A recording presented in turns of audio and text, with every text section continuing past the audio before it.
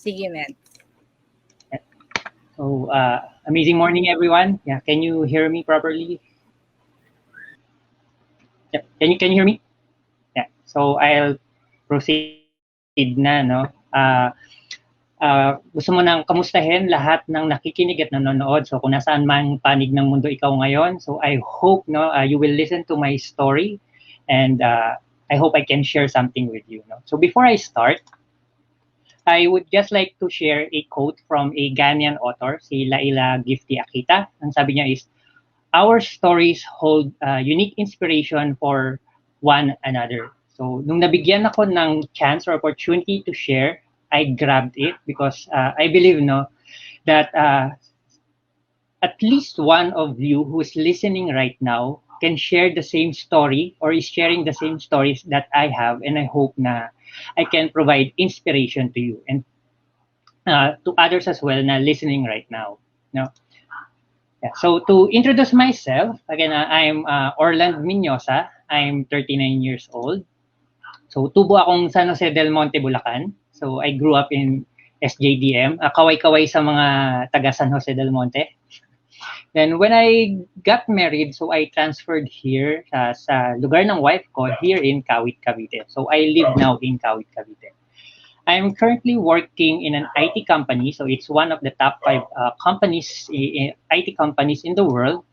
So I'm doing IT consultancy in a BPO industry for 16 years.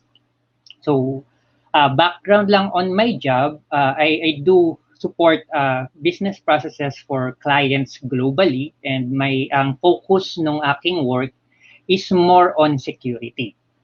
So I think yung mga IT people or yung mga nasa BPO industry can relate when I say na what I work on is related to identity and access management. No? So I make sure that yung company or yung client ay hindi basta-basta nagkakaroon ng access sa mga bagay na hindi dapat nilang i-access. No? So making all the information and data secure. Kailangan sumusunod sila sa lahat ng batas ng bansa kung saan sila nag-ooperate, and kung paano nila ino-organize yung bawat section or area ng kanilang company. So that's the area where I'm focusing now. So that's my work. This work actually gave me the opportunity to travel abroad. So because of my work, I was able to visit Spain, Malaysia, Singapore, and the United States. No, so ang na-contribute nito, no. So the reason why I go to different countries is for me para to talk directly, to have conversations directly, or work directly with the client. And so ito ako sa work. Nakasmile pa ako diyan, no. But so the nature of work is actually in front of the laptop or the PC, and I'm working around 9 to 12 hours a day. Nakaupo lang ako most of the time. In those 9 to 12 hours, I'm just sitting in front of my laptop. So kung iisipin natin, no, kung baka isipin ng iba, wow, ang sarap ng trabaho. Naka-aircon ka na, nakaupo ka lang, no? So hindi ka pagod masyado. But so I would like to correct that kasi actually isa sa pinaka-health risk o pinaka-risky sa health yung mga nagtatrabaho sa BPO. Kasi nga, as I mentioned, 9 to 12 hours kami nasa office, and most of those 9 to 12 hours, nakaupo lang kami. Bakit siya delikado? Bakit siya health risk? No? Ayon sa isang pag-aaral, a study conducted by Harvard University from US, ang sabi ng study nila is spending too many hours sitting raises the risk for obesity, diabetes, cardiovascular disease, deep vein thrombosis, and metabolic syndrome. No? So sa work pala namin na laging nakaupo, mas malaki yung risk na magkaroon nitong mga sakit na to. No? So hindi natin mapagkakailan na napaka-stressful ng work sa BPO industry. Especially, no, so global sila. You have to work 9 to 12 hours a day, most of the time shifting. So yung body clock mo is kailangang mag-adjust. dahil hindi ka lang nagwo-work sa morning, so you have to work minsan afternoon shift or graveyard shift. In most of the times, no, especially nung junior years, during weekend, kailangan mo rin mag-work kasi pag yung kliyente nagkaroon ng problema during the weekend, hindi pwedeng bukas na yan or sa Monday na yan. Kailangan siya ma-resolve din as soon as possible. And even holidays, I do work. No, we work during the holidays kasi holiday man dito sa Pilipinas, it doesn't necessarily mean na holiday ka rin sa ibang bansa, no? Especially doon sa mga bansa kung saan nag-ooperate yung kliyente mo. No. So, all the stress ng binibigay ng work, initially okay lang.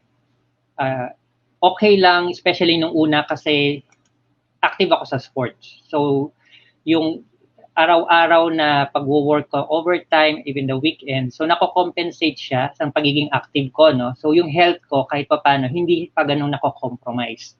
Kasi, meron akong active lifestyle.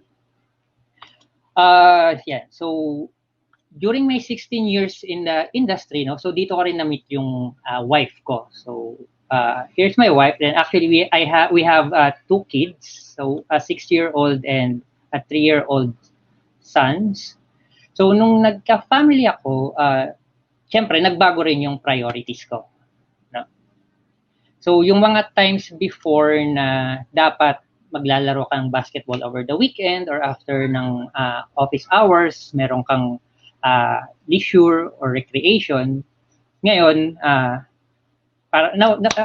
nawala na rin. Parang ang nasa isip ko is mas gugustuhin ko mag-spend ng time with my family than to do this sports, no. Then also having a family made me work more kasi I wanted my family to have quality life, no. So to provide the needs and that, but more than that, yung wants din nung kids ko and my wife, no. So I try to work para sa good performance and naman, no, sa if you are employed, your salary is dependent on your performance sa company. So I really worked hard, no, to go up the ladder. Then partly, no, so syempre priority natin is to be healthy, no. If you have a family right now, hindi lang para sa iyo yung health mo. So once you have a family, your health is also important for your family kasi may dependency sila sa iyo, no. Ang sad thing lang is normally when with my goal, no, with the way I work, no, to get promoted, to get higher salary, yung health ko yung napapabayaan.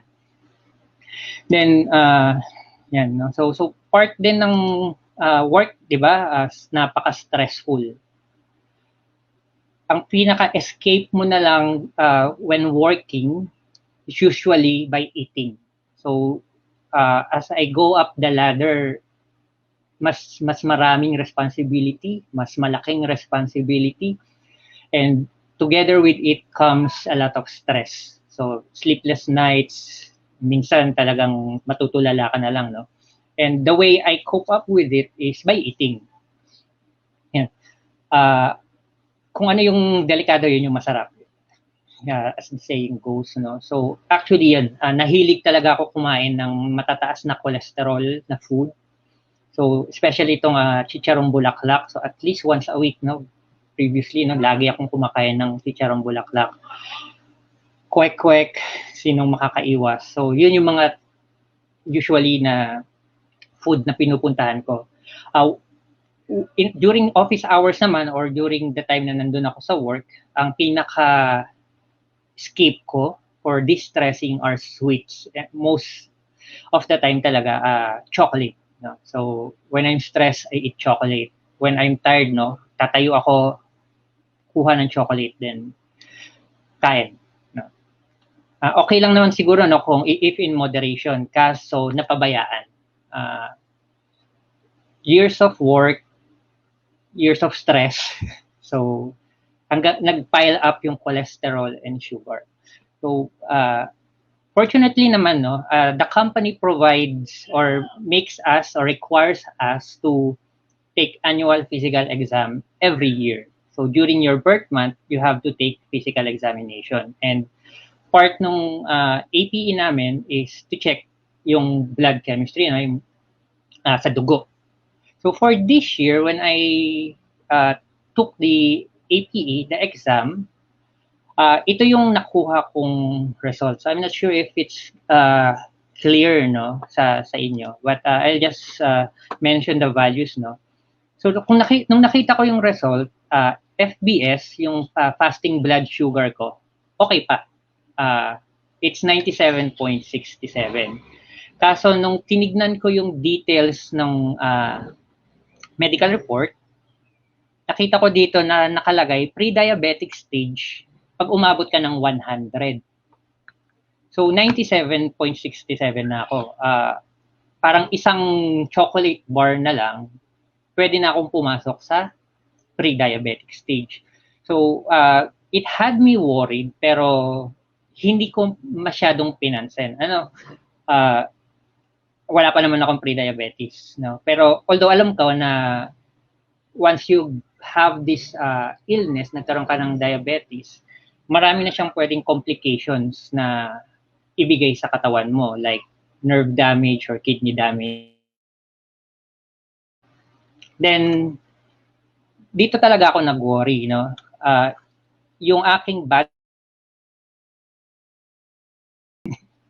Yan, sige. So, tuloy ko yung story ko, no? So, ayan. So, nakita ko na yung annual physical exam, my fasting blood sugar is tumaas. Oops. Share ko lang ulit yung screen ko. Ayan.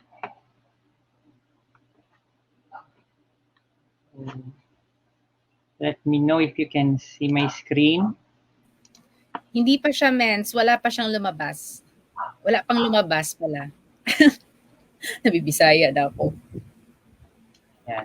So, sige, wait natin, naka-share screen na ako dito. Alright.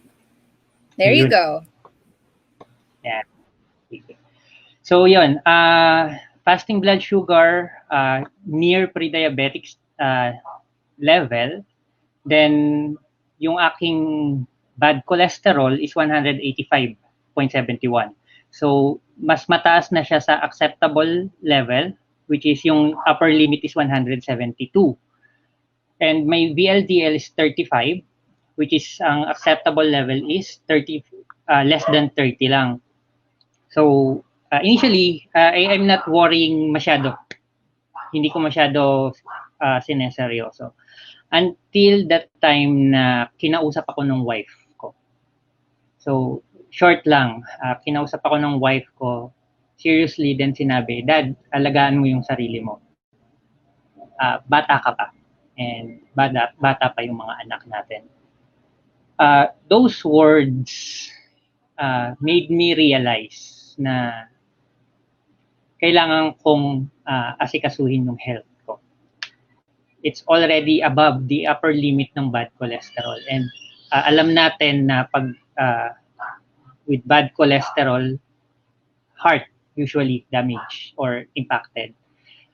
Pwede kang ma-stroke, pwede kang magkaroon ng cardiovascular disease, pwede kang magkaroon ng hypertension. So it really struck me deeply, no? So naisip ko, yes, ayaw ko pang mamatay. Bata pa ako and batang-bata pa yung mga kids ko.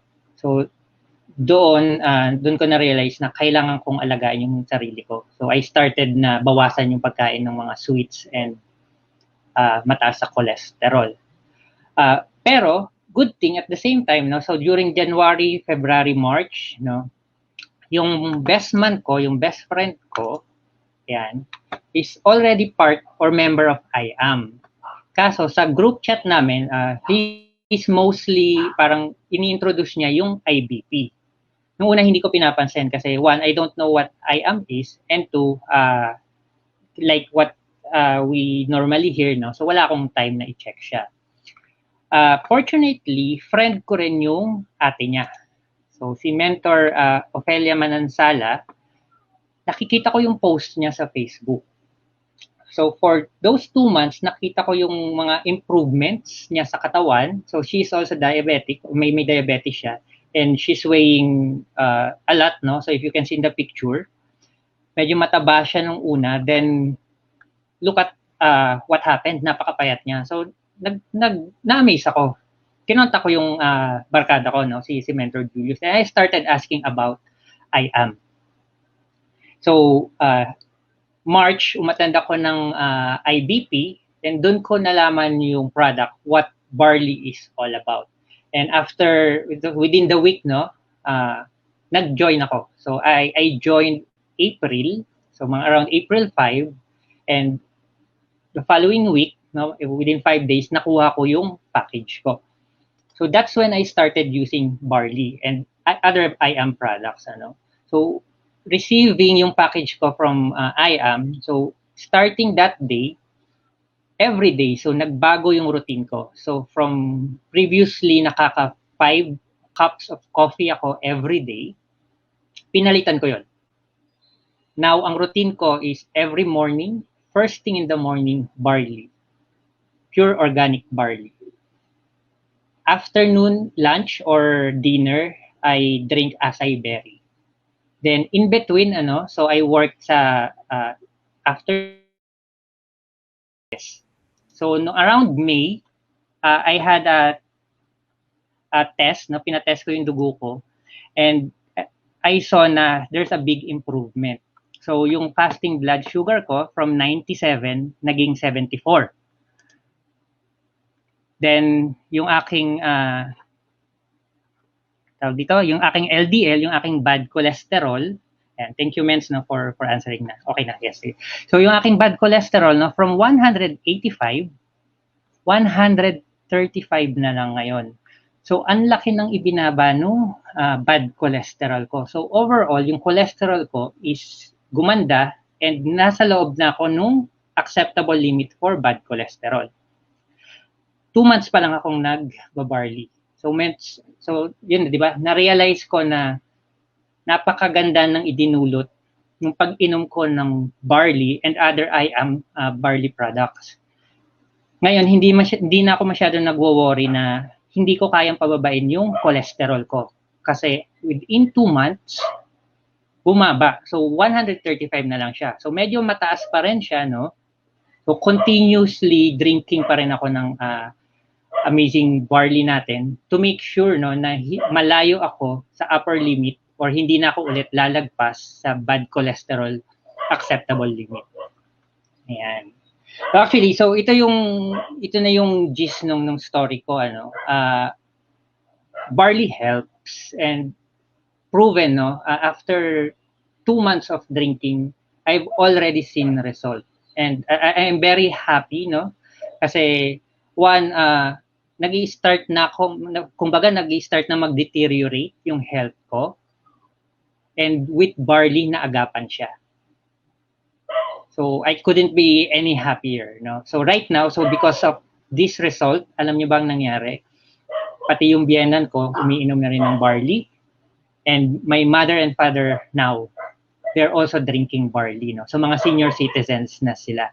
And yun naman, di ba, most of the time, kailangan lang ng proof ng family natin na something works. And because of this, no, because of the result that I got, I am now able to share, no, the benefits that we can get from barley. Now, before i-end ko yung story ko, I would just like to share a verse from the Bible, from Galatians 6:10. Ang sabi dito, therefore as we have opportunity, let us do good to all people, especially to those who belong to the family of believers. I can relate here, so I have the opportunity to share with you kung ano yung nangyari sa akin, kung ano yung nakuha kong benefit from barley. And by simply sharing, by simply attending to this testimonial Thursday, no, by giving my testimony, I am helping a lot of people. And I do hope, no, at least one from you who's listening right now. I hope merong na-inspire and na nakarelate sa story ko, and I hope na if you're not yet using Barley, let's start using Barley now. It's for your health, it's for yourself, it's for your family. No? So I'll end on that note. Again, so I am Orland. I am Mentor Orland. I am a lion and I am worldwide.